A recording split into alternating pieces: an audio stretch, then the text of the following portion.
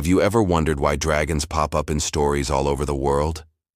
From the wise serpentine dragons of ancient China to the treasure-hoarding, fire-breathing beasts of European folklore, these creatures have captivated our imaginations for thousands of years.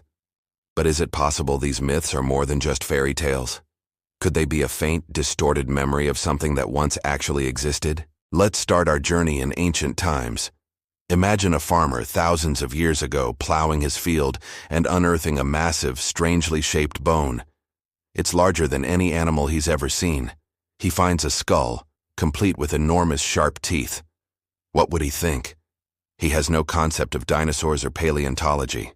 To him, this could only be the remains of a colossal, fearsome lizard. This is one of the most compelling theories, the fossil theory. Ancient peoples, from the Greeks to the Chinese, were constantly discovering dinosaur fossils. Without the scientific framework to understand them, they pieced together these bones and created the image of a dragon. The Greek historian Herodotus and the Roman naturalist Pliny the Elder both wrote about flying serpents and giant bones, which many scholars now believe were descriptions of fossil discoveries. It's not a huge leap to see how a collection of Triceratops or Stegosaurus bones could be interpreted as the skeleton of a mighty dragon. But what about the living, breathing inspiration? The natural world is full of animals that could have fueled the dragon myth. Think about a massive saltwater crocodile leaping from the water with its powerful jaws and armor-like hide. Or consider the Komodo dragon, a real-life giant lizard with a venomous bite. In places where large snakes like pythons or anacondas lived, stories of giant constricting serpents could easily evolve into dragon legends. Even something as simple as a whale's spine washed up on a beach could look like the carcass of a sea serpent. These real-world animals, when seen from a distance or in a fleeting, terrifying moment, could easily be exaggerated through generations of storytelling, growing in size and acquiring fantastical abilities with each retelling. Now let's talk about the cultural differences, because not all dragons were created equal.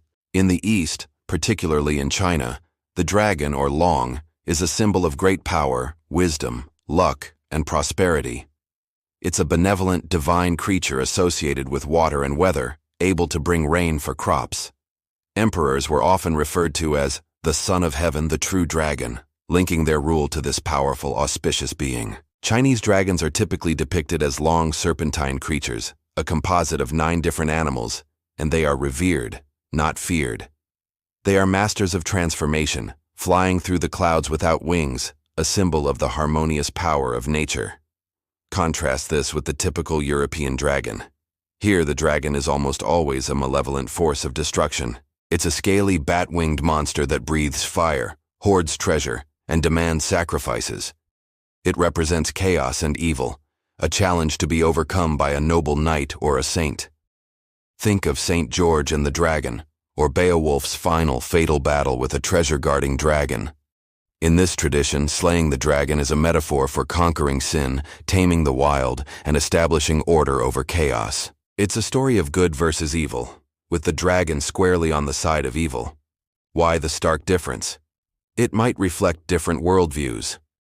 Eastern philosophies often emphasize balance and harmony with nature, while Western narratives frequently focus on humanity's struggle to conquer and control it. Of course, we have to address the fire-breathing elephant in the room. Is there any scientific basis for a creature that can breathe fire? The short answer is no. Biology as we know it just doesn't support it. However, ancient storytellers were creative. The bombardier beetle, for instance, can spray a boiling, noxious chemical from its abdomen as a defense mechanism. While it's not fire, it's a real-life example of a creature using a superheated chemical reaction. Could an ancient encounter with something similar?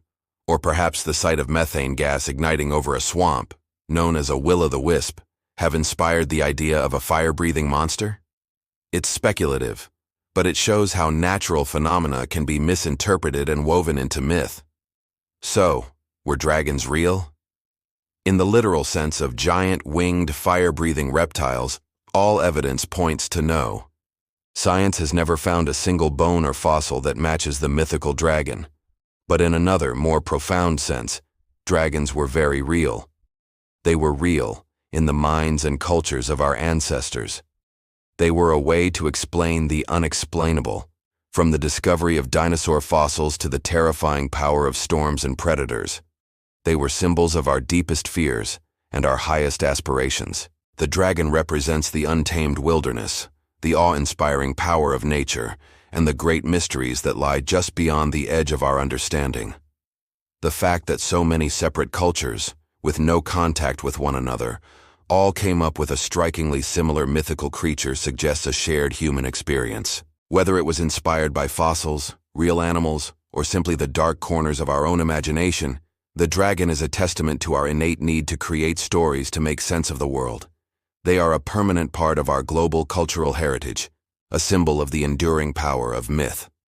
So the next time you see a dragon in a movie or a book, remember that you're not just looking at a fantasy creature. You're looking at a legend born from ancient bones, a symbol shaped by centuries of fear and awe, and a myth that connects us to the earliest stirrings of human imagination. Thanks so much for joining me on this journey into the world of dragons. If you found this fascinating, don't forget to hit that like button and subscribe for more deep dives into history and myth. Let me know in the comments what you think. Were dragons real memories or just incredible stories? See you next time.